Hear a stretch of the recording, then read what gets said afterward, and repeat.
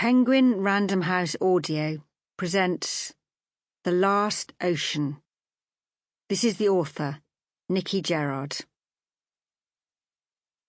To John Gerrard, letting go. And to Patricia Gerrard, Jackie Gerrard Race, Tim Gerrard, Katie Jackson, with gratitude and enduring love. Abyss has no biographer. Emily Dickinson. Beginnings. Oh, the mind. Mind has mountains, cliffs of fall, frightful, sheer, no man fathomed. The year before my father died, he came with us to Sweden for the summer. He had been living with his dementia for over 10 years by then, and, mildly, sweetly, uncomplainingly, he was gradually disappearing, memories falling away, words going, recognition fading, in the great unravelling. But he was very happy on that holiday. He was a man who had a deep love for the natural world and felt at home in it. He knew the names of English birds and insects, wildflowers and trees. When I was a child, I remember him taking me to listen to the dawn chorus in the woods near our house. Standing under the canopy of trees, in the bright wash of sound, he would tell me which song was the mistle thrush and which the blackbird. At least, I think I remember this, but perhaps I make it up as a story to tell myself when I'm sad. In Sweden, he picked wild mushrooms in the forest, went to a joyful crayfish party where he drank aquavit and wore a garland in his white hair, sat with a palette of watercolours looking out at the meadow, although his paintbrush never quite made it to the paper. And one evening, we took him to have a sauna. He loved saunas because they reminded him of the time he'd spent in Finland as a carefree young man. Afterwards, we helped him into the lake. It was a beautiful, soft dusk. In the fugitive light, the trees were massed shapes, and there was a moon shining on the water. I remember the stillness, just the occasional lap of water against the jetty. My father, old and frail, swam out a few yards, and then he started to sing. It was a song I'd never heard before. I've never heard since. He was swimming in small circles and singing to himself. He seemed quite contented, happy even. But at the same time it was the loneliest sight. As if there was no one left in the world. Just him in the half-darkness and brimming silence. With the lake and the trees and the moon and scattered stars. The edges of the self are soft. The boundaries of the self are thin and porous. In that moment, I could believe that my father and the world were one. It was pouring into him, and he was emptying out into it. His self, bashed about by the years, picked apart by his dementia, was, in this moment of kindness, beyond language, consciousness, and fear, lost and contained in the multiplicity of things, and at home in the vast wonder of life. Or that is what I tell myself now, 3 years later, trying to make sense of an illness that has the power to dismantle the self, that comes like a robber in the night to sneak into a house built up over a lifetime, to wreck and plunder and despoil it, sniggering behind the broken doors. The following February, my father went into hospital with leg ulcers that were slow to heal.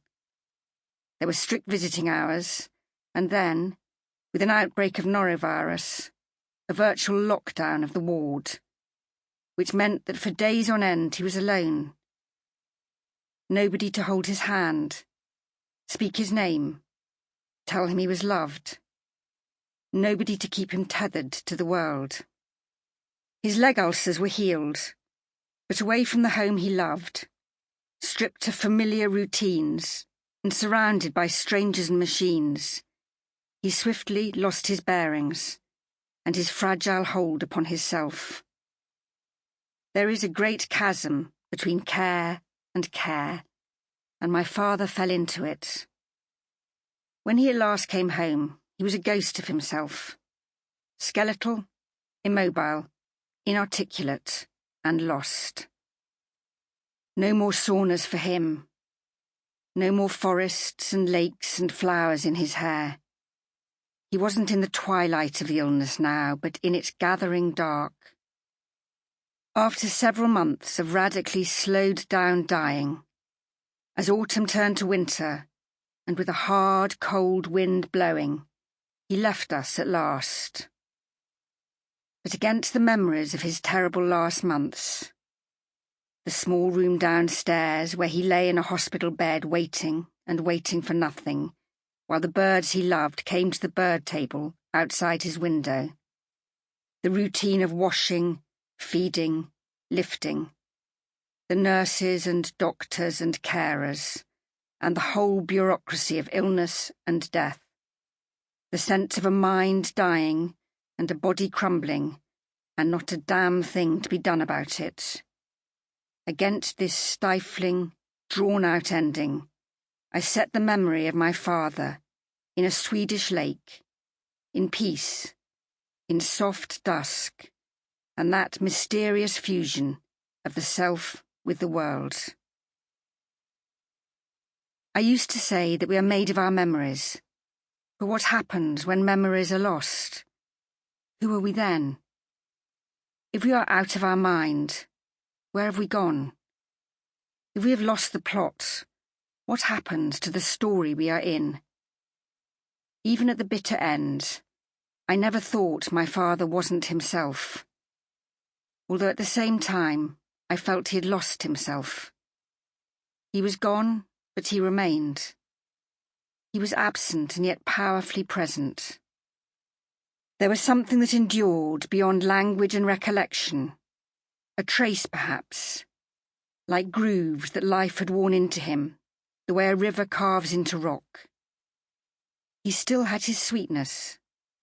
His past lived on in his smile, his frown, the way he raised his bushy silver eyebrows.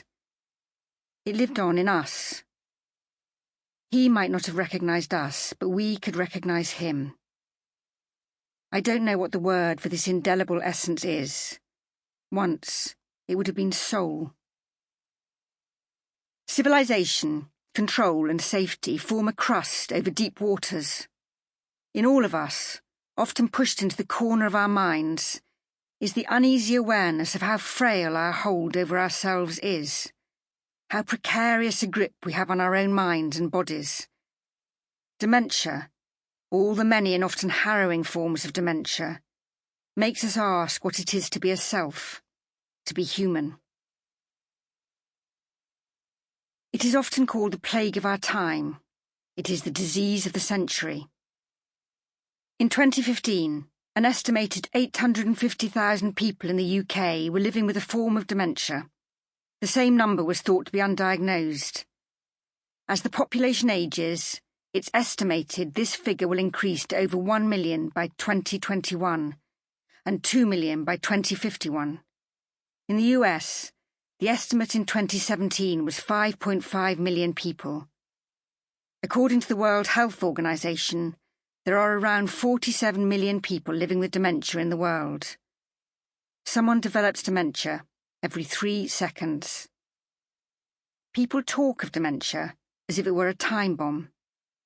In truth, the bomb went off long ago, but quietly, privately, out of sight, a hidden demolition job.